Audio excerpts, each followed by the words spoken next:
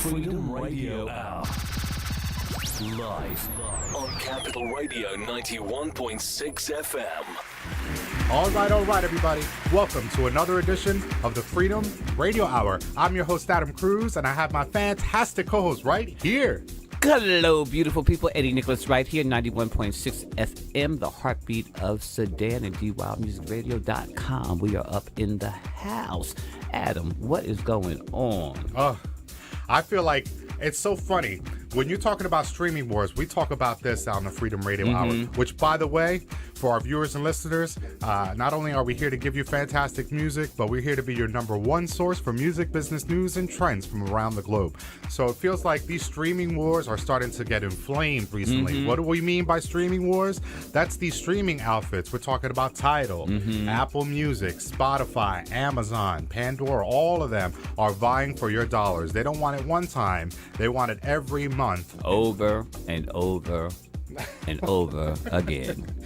And they want that because they see the lucrative business that exists with subscribers and advertising all together. When you couple those two things, a very powerful money-making tool. So there are several outfits out there that want your money. So recently what I've uncovered is that Apple Music is really trying to be a huge juggernaut. You see, Apple Music, with obvious in its title, you think they'd be centered around music. Apple, the company, the computer company, has been at the forefront of digital music going back, way back. They were the leaders, in fact. Us record label folks, we followed technology companies like Apple when they started to digitize the music. We let them figure it out, which was a mistake, I argue. But we're here now. And Apple Music is just touted recently in an article that they are now at 30 million paid subscribers. 30 million. Now, to give you some perspective, Spotify, their biggest competitor as of today, boasts 60 million paid subscribers. Okay. So they're double. Okay. Right? But Apple, not trying to be left behind, has done a few things that you guys should know about. Number one, Apple Music has made it possible, if you're a Facebook user and they have billions of visitors a month, that if you use their Facebook Messenger, that's like the private messaging system, now you could easily send Apple Music and stream full songs through Messenger. Why do people care about, why do you think they want to do that? Well, Apple's hoping that, like with emojis and memes, you know, those things where you could send out an emotion about what you're feeling about something without writing the words. You could just send an image, a smiley face, or somebody angry, or even a meme of like a funny line in a film or something. Well, Apple Music is hoping that you will get hooked. You, the user, will get hooked on the idea of sending snippets of music as emotional outbursts. So, like, let's say you are a bachelorette and you're about to get married and you're on your way to the bachelorette party. You might send like the Weather Girls, "It's a raining man," or something like that, like as a funny joke or something. I'm just giving you one example of many. But Apple Music is hoping by doing that you will get hooked into their service. Do you think people will care? Because you listen, before you answer, consider how popular emojis and memes are today. What do you think? Well, I think people are kind of already doing that.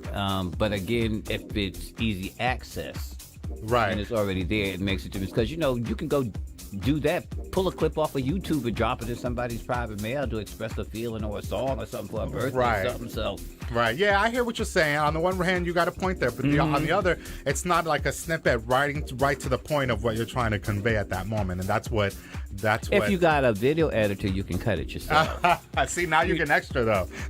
Apple Music is there to make it simple, and simple. Easy for you know, simple and Everything's easy. About But convenience. now, for that convenience is their cost. You know, I always get at the bottom line is their cost. Well, if you're a subscriber and you're already paying their per month rate, I think it's somewhere in the $10 range, you can do this back and forth at no additional cost. So just through the messenger, you can send the full song. Okay, so you have to be a subscriber to Apple do that. To do that. Yes. Okay. But if you're not, if you're an Apple user, Apple Music user, and you send me the song, and I'm not a subscriber, it will send me a snippet. Okay. So they're trying to for to entice you to want to go into their site. Technology. Well, the other wonderful. thing too is Apple Music is not only trying to become a juggernaut in the music streaming game, but Apple's also trying to become the next Netflix or Hulu or Amazon or HBO, Showtime. They're trying to be a juggernaut like that. How do we know? Well, they just published an article that they are announcing $1 billion in investments towards original programming. Starting out the gate, we've covered this before, that they put a lot of money into like apps that had video and interactivity content in there. Well, now they're putting money into original programming. Steven Spielberg is their first big sign. Now, do you remember there was the Rod Serling, The Twilight Zone? Then years later in the 80s, Steven Spielberg tried his hand at that sort of mysterious kind of show with a show called Amazing Stories. And so now Apple Music is paying $5 million an episode for 10 episodes of a reboot of Amazing Stories. Well, I guess that's something similar to that storyline. I think it's Amazon shows it, or is it Netflix? Lore. Oh, okay. I don't know about Lore. I've been checking it out. Okay. But you have to be a subscriber, I believe, to one of those services. But it's exactly what you're talking about. It's a series.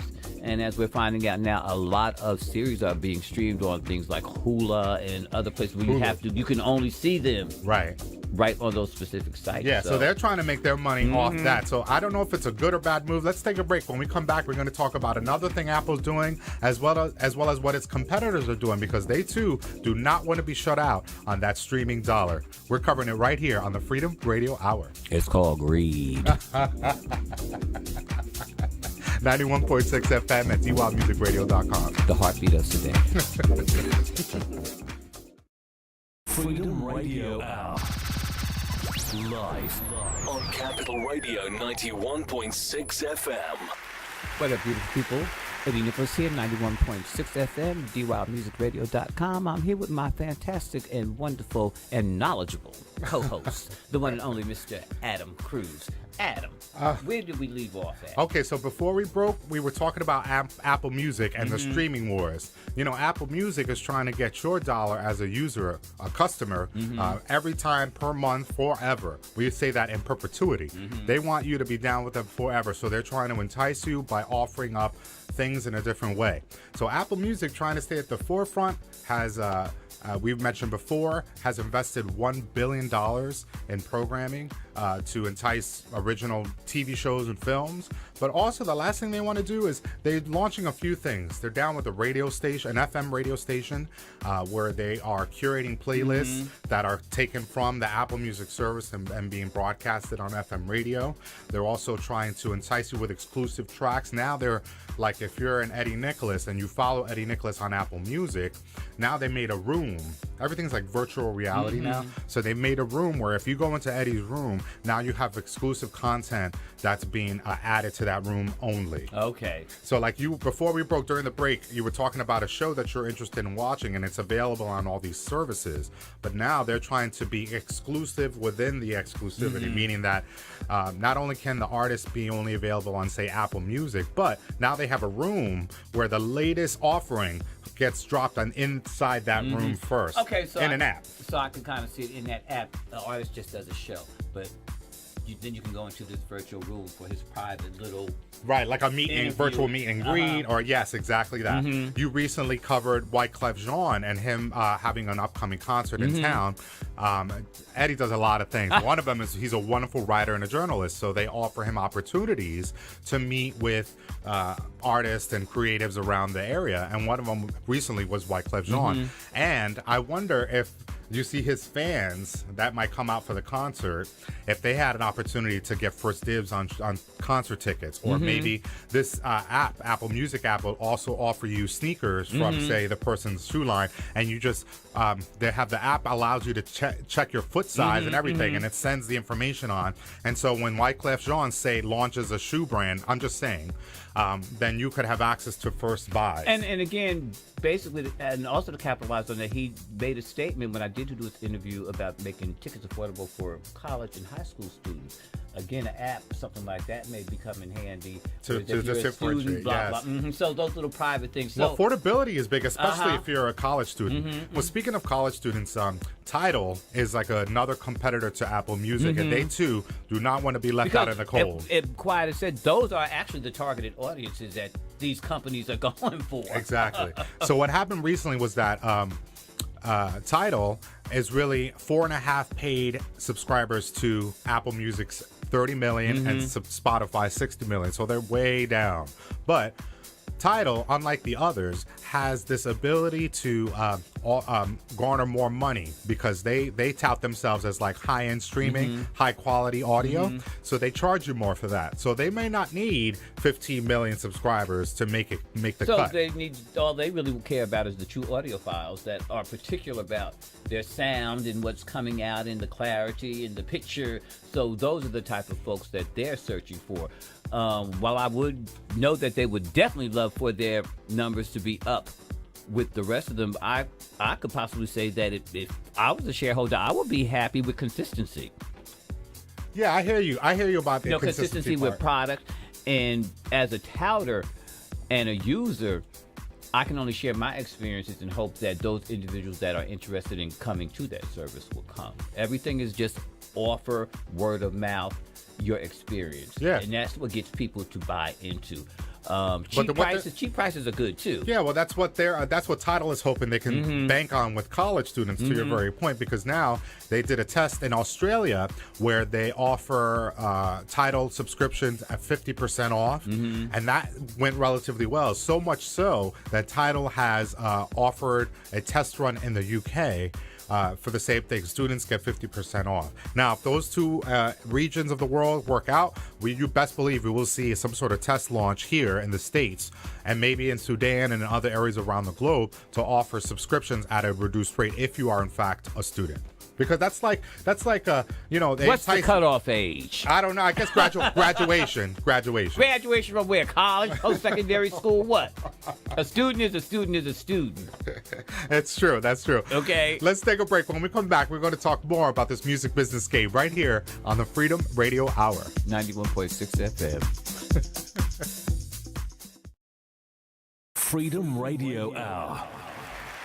And we're back live on Capital Radio 91.6 FM and on the web at dwopmusicradio.com. You're deep in the zone right here on the Freedom Radio Hour. We're your number one source for music business news and trends from around the globe. I'm here with my fantastic partner, Eddie Nicholas. What up, beautiful people, and welcome back with us. So we got to jump right back into it. Before we broke, we were talking about the streaming wars and the latest around that. What are the streaming wars? That's these outfits like Apple Music, TIDAL, Spotify, Amazon, and others that vie for your dollar as a customer, not once, not twice, but every month forever. And they're going to entice you in times to come with interesting deals and sales and gimmicks. So TIDAL, who is currently at 4.5 paid million subscribers, has had some trouble when you compare the numbers to the other companies. Apple Music is at 30 million, whereas Spotify is at 60 million. So there's a big discrepancy there. But TIDAL's not trying to be left out in the cold. Here's what they're doing. Like we said before, TIDAL is offering 50% off for students. They've tried a test run in Australia. It was successful enough to then try in the UK. And if it continues to be successful, you can rest assured that it'll be offered here in the States and perhaps in Africa and the Sudan. So the other thing that they're doing, TIDAL, is now that they've offered a deal and partnership with Mercedes-Benz, the truck and car company. They are offering it so that every customer who buys a Mercedes-Benz will have TIDAL already in their car for 1 year for free. The whole year. Not a month, not 60 days, a year. Is that now per luxury? Let's pretend luxury. We're at the price point where we're into the luxury car brand. Is that enticing to you to have a free streaming for a year? For your car, for your whip?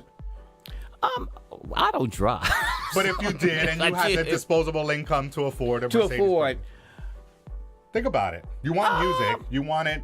And there's so many to choose from. Yes. But if it comes with the car for a year, then why the heck not? Right. You might as well go ahead and get it. Then that way you're not obligated to have it the next year.